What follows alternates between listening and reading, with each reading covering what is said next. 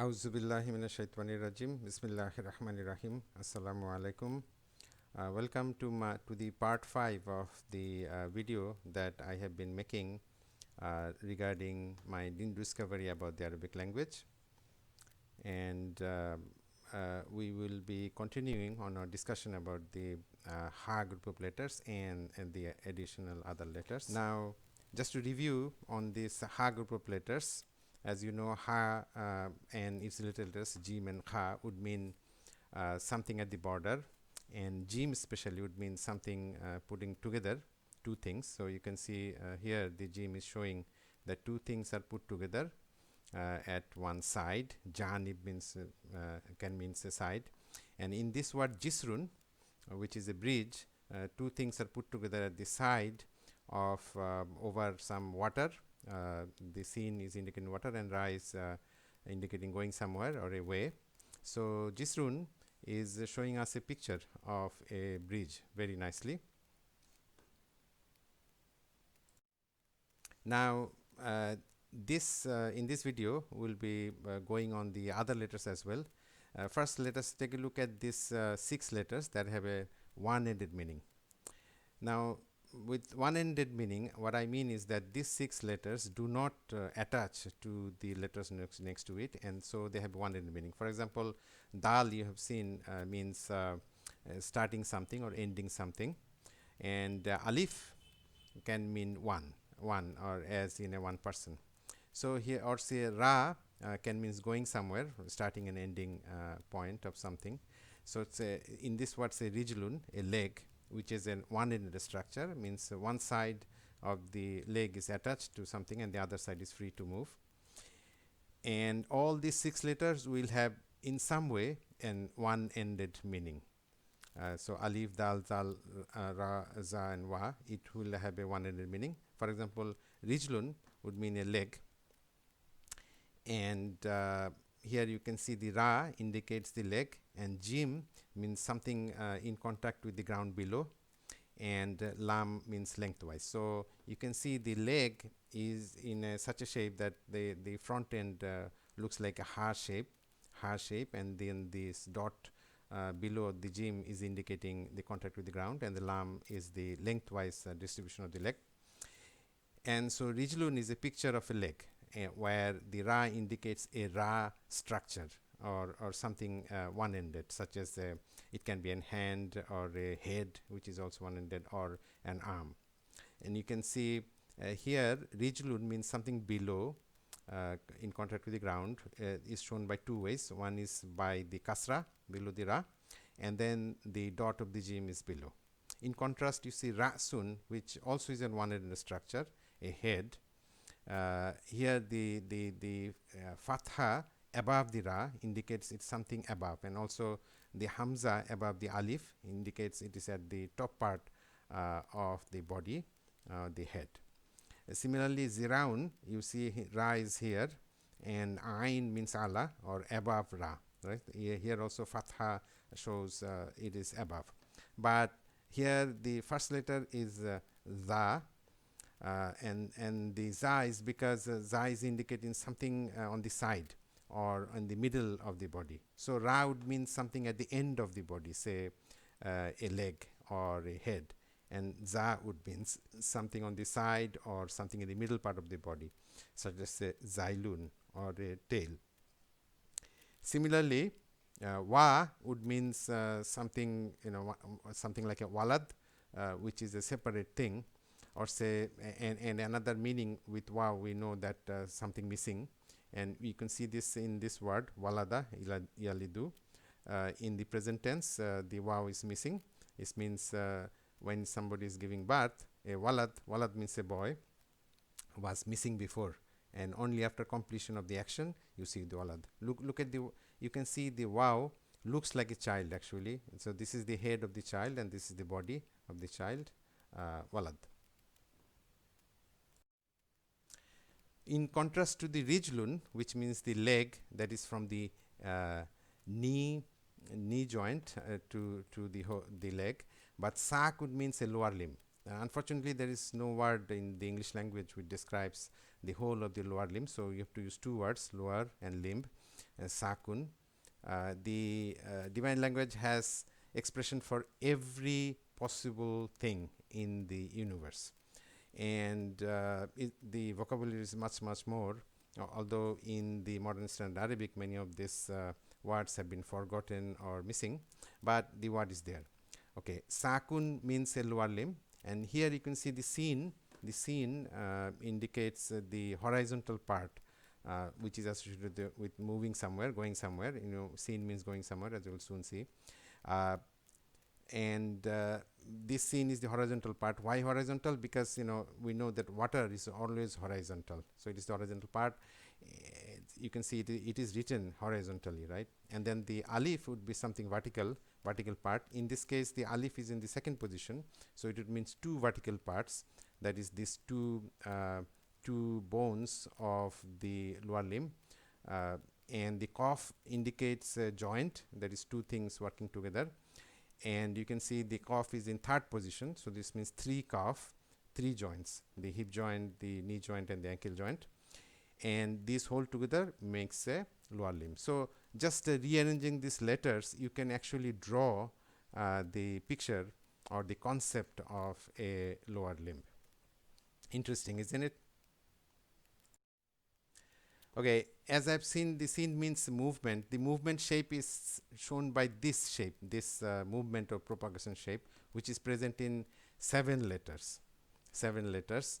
So this is a kind of a new classification of letters that I'm trying to introduce, and we will in later video we'll be reviewing all this and take a look at all of the Arabic letters from this perspective of meaning. So whenever you see this shape, which is present in the 7 letters, this shape, this would mean a kind of movement, and it is in this direction that the movement happens. Means seen will have the fastest amount of movement, and sheen would means movement, but along with some particles or some weight. Swad, it means something coming out, and dwad, it means something going in or something added, and qaf would means movement involving two things. It can mean like it's a car or some accessory, and this is the most general letter for movement. And lam would means a person, unit propagating, and noon would mean the least amount of movement, something relatively stationary. Okay, rahala yarhalu means to set out or to leave, and I have told you ra means going somewhere, but see, going somewhere is indicated by a measure of or a particular amount of going somewhere from one place on earth to another place, and that's why it follows a curvature. You can see it is following a curvature, and this means you go from one place to another on earth, on planet earth, a considerable distance. That would be indicated by ra, and of course this is separated from the ha and la. And ra is indicating this one, and ha and lam is indicating two things. One is harakat or movement with taking a few steps, and this back and forth meaning of the ha is shown by the ra, the rij-lun goes back and forth motion, and you go a few steps, but it's in the third position, so it can mean quite a long steps as well. So rahala means to set out, to leave, or to start the beginning of the journey. And the opposite of this is zahala, which means to withdraw, to go backward direction, because of the dot, and we know that single dot always have a negative or opposite meaning. So rahala, it would mean going in the forward direction, but zahala would mean going in the backward direction. So zahala, yazhalu means going in the backward direction, and if you put this together, that is zahala and rahala, in zara you can see to visit somewhere is to withdraw or come back after going somewhere, and you meet another person, and then you after you have gone somewhere. So come back, you meet after you have met someone, and after you have gone somewhere. Very interesting, isn't it? So see zara. So if you learn this rahala, zahala, and zara together, you will learn the language very quickly. This way is the best way to learn, as I have found out. Rajila means to go on foot. Here, as I've told you before, rij-lun means leg, and the jim below, the dot below, is mainly showing that, and the kasra also is showing that it's going and it's in contact with the ground. And the rahala may or may not be in contact. For example, you can go by, say, airplane, where you are not in contact, and rihla means a journey, right? Now, I have told you seen and ra is associated with going somewhere. So sara is a general word for to move on, to go somewhere. Sara. So seen. So this would mean a movement which is like natural on a sabil, or on a road. Sabil means a road or a way, and you go on a way which is taken by other people as well. So this alif here is indicating some other person who are moving in a sabil, and you go a certain measure on that sabil. So this is to move on, a natural movement. In contrast to this, safara would means to travel. Safara, yusafiru. This is a type 3 verb, where an additional letter, where the additional letters I always show with this black color, and you can see that additional letter here, safara, means to travel, and yusafiru means he is traveling on the present tense. This is past tense, right? Safara means he traveled. Now, so the difference between Sara and Safara would be fa here indicates a target, and also far away. So the object shape is there, the object, and hadaf, where fa is the last letter and shows the full structure of the fa.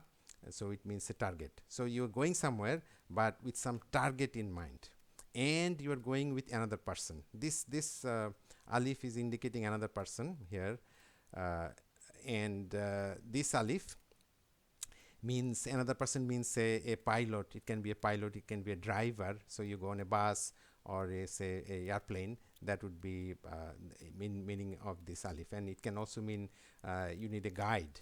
So you travel means you go to distant place for a target with another person. See, so much meaning is just built in the divine language. So safara means to travel somewhere. In contrast, ghadara means to depart. And see, if you look at a dictionary, they will just give you sara, safara, and ghadara all the same meaning. Or rahala, it would means the journey, travel, and move on like this. But actually, each word is separate, as I told you before. Ghadara would means to depart. So we know that ain means return, because of the return shape. The return shape is there. Now with the dot, the ghain means not return. And from a base, dar, and ra is to go somewhere, a particular measure. And once again, remember, the ra is circle or a curvature, because the earth is round, and so you go somewhere on the earth, it would mean you are actually following a carved path, although it looks like you are going straight. So ghadara would means to depart, and here also this is the type 3 verb, ghadara yughadiru, and see here also, to depart you need a pilot or some other person accompanying where you are departing, while you are departing, right? So interestingly, Salatul Mughadira means departure lounge, and you can see the meanings here. Swad means to something coming out with another person, that is a guide or somebody who is showing you the way, and lam is clinging for a bound time. So salat means salah here means the lounge, and mughadira means the departure. So departure lounge means salatul mughadira. So something coming out with another person, and you cling in this place for a bound period of time, and a place and time is worked upon, mu, and ra means you are not planning to return. to home for a bound time. So see, all the meaning of the departure round is just built in these words. So can you see the meanings in all these following words? Please try to see the meaning, not just memorize the meaning, but see the meaning in all this word as I have discussed in this video. And remember, I have removed the harakat or the fatha, kasra, dhamma, all these other markings, and this is how the Arabic is written in modern standard Arabic. Now remember, the reason for the divine language drawing a picture or object is that all objects or concepts were created according to the shape of the divine letters. And for more information, please see my books. I have 2 books in at the present moment in Google Books, and you are welcome to read them. And inshallah, I'll be making more videos like that in the future. Until then, Allah Hafiz.